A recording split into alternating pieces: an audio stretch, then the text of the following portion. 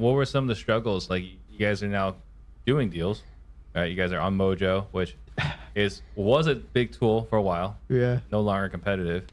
For whatever reason, they refused to get with the times. Mm-hmm. So you guys were using Mojo and you were getting deals.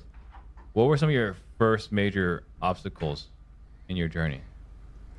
I think scaling, growing, because as soon as we made that a couple checks, we tried to hire a team.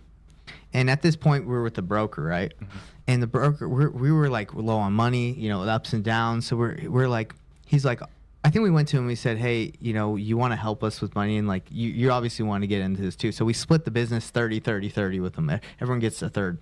Mm-hmm. And he, at that time, like, we started hiring cold callers. We started hiring our buddies for $15 an hour to call. We didn't know. And you guys were very nice. What's what, like, the company out of Costa Rica was paying their cold callers? Oh, so Call Motivated Sellers. I don't know if you've heard of them. So yeah, they were paying. We were paying 20 for them at that time. Really? Yeah, $20 an hour. I think it was 20 or 15 if you got a discount. So we're like, 15's good. So we hire our buddies. They called. You know how it is. They didn't work that hard, even though we tried to get them. And yeah, it didn't work out. So that was kind of an issue. You brought in a third partner, and then you took the money from the proceeds from the other sales, and then you hired your friends. How many friends did you hire? I think there were two that we hired. Two at $15 an hour. Yeah. So that's a very quick jump. Yep. And that didn't work well. Our issue has been paying for speed. We want speed. We want it quick. We want to grow fast, which can be kind of an issue as you try to grow too fast. Well, it's a good thing and a bad thing. Yeah. Yeah. So what happened? What was the outcome? I guess the first one was the outcome of hiring your friends at $15 an hour. I don't think we got a deal from it. Get any deals? No, and we spent all our money. How long did you keep them? About 5 months. All right. And they were part-time, by the way. They were 4 hours a day. And then... I don't even know if it was that long, to be honest. Are you guys still friends? Of course. All right. We never burned the bridge. And then what was the consequence of bringing in a third partner? We split. How soon after the partnership? After the cold calling guys got fired. So what had happened? I think we agreed to the partnership. So we agreed to the partnership, and then he put in some money because we had spent our money in other marketing. Well, actually, so after the 5K deal, it took like another 5 months to get our second deal. It didn't. So we got our first deal in like June, and we didn't get another deal until like October. And so it took a while to get our next deal. And we had run out of that 5K. We had run out of money.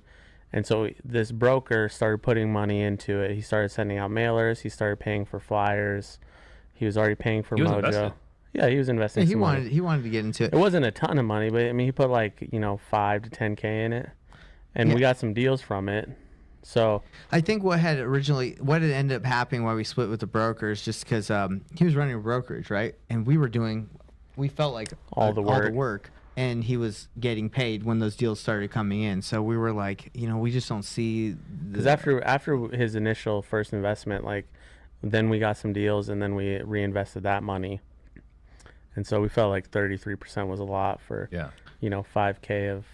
And then when we eventually ran out of money with the cold calling, we split with him, and it was funny. He's like, why are you guys leaving? I bring experience to this team. Like, you guys don't have experience. And I was like, bro, with your experience, why didn't you tell us not to hire people at $15 an hour? And this is what he said. He said, I needed you guys to learn. And I'm like, I can see that from his perspective. But then what's the point of his experience? I'm like, what's the point of your experience if you want me to learn from that? So it was funny. I mean, I can see. I mean, we haven't talked to him since. I've reached out and apologized, because you don't want any bad blood or anything. Right. So I was like, hey, I'm sorry things happened that way. He never responded. He should be happy though, because we got him a deal that I think he made probably $150,000 plus on it. On a flip. It was a great deal. Yeah, that sounds like a wonderful deal. So you guys didn't split that deal with him? That was just his deal? So he technically bought it from us. Yeah, he paid us out. And I remember at the time I was like, hey, we'll flip it with you. And he's like, no, I got this, guys. Let me just pay you. And I was so like, he paid you guys the assignment fee? Yeah, he paid us the assignment fee and kept the deal and flipped it. Which he paid us a good, we made $42K off the assignment. Yeah, so it was a win-win. It was a very good deal.